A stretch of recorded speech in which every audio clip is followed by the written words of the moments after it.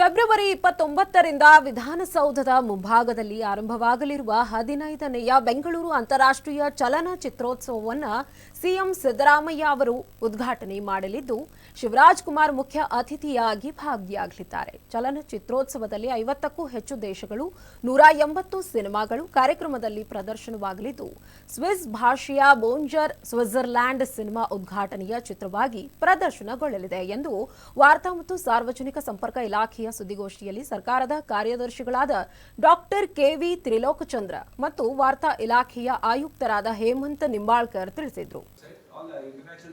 All our different sections we already posted the films which are showing. Only thing is the timing and schedule will be by tomorrow first evening. Definitely not like earlier times, 2 days before the festival you have everything. I'm not going to give you the book. ತಾಯಿಫಾಕೆ ಭಾಷೆಗಳ 9 ಚಿತ್ರಗಳು ಪ್ರದರ್ಶನಗೊಳ್ಳಲಿವೆ. ಪ್ರಶಸ್ತಿ ಪ್ರದಾನದೊಂದಿಗೆ ಸಮಾರೋಪ ಸಮಾರಂಭವನ್ನು March 7, 2024 ಗುರುವಾರದಂದು ವಿಧಾನಸೌಧದ banquet ಹಾಲ್ನಲ್ಲಿ ನಡೆಯಲಿದೆ. ಚಿತ್ರರಂಗದ ವಿವಿಧ ವಿಭಾಗಗಳ ಸದಸ್ಯರು, ಸಾರ್ವಜನಿಕರು, ವಿದ್ಯಾರ್ಥಿಗಳು, ಹಿರಿಯ ನಾಗರಿಕರು ಆನ್ಲೈನ್ ಮೂಲಕ ಸೂಕ್ತ ಪಾವತಿ ಮಾಡಿ ಪ್ರತಿನಿಧಿಗಳಾಗಬಹುದು. ಕೊನೆಯ ದಿನಾಂಕ 28 ಫೆಬ್ರವರಿ ಸಂಜೆ 5 ಗಂಟೆಯವರೆಗೆ ಕಾಲಮಿತಿ ಇರುತ್ತದೆ.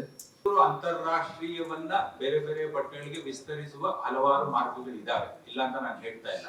ಒಂದು ಮಾರ್ಗ ನಾವೇನೇ ಇಲ್ಲಿ ಪ್ರಯತ್ನ ಪಟ್ಟಿದ್ವಿ. ಅಕಾಡೆಮಿಯಿಂದ 2015ರಲ್ಲಿ ಒಂದ್ಸರಿ ಏನ್ ಮಾಡಿದ್ವಿ, ಮಕ್ಕಳ ಚಲನಚಿತ್ರೋತ್ಸವವನ್ನ 30 ಜಿಲ್ಲೆಗಳಿಗೆ, ಅದರಲ್ಲಿ 22 ಜಿಲ್ಲೆಗಳಿಗೆ ನಾವು ವಿಸ್ತರಿಸಿ ಬೆಂಗಳೂರಿಂದಾನೇ ಮಾಡಿದ್ವಿ.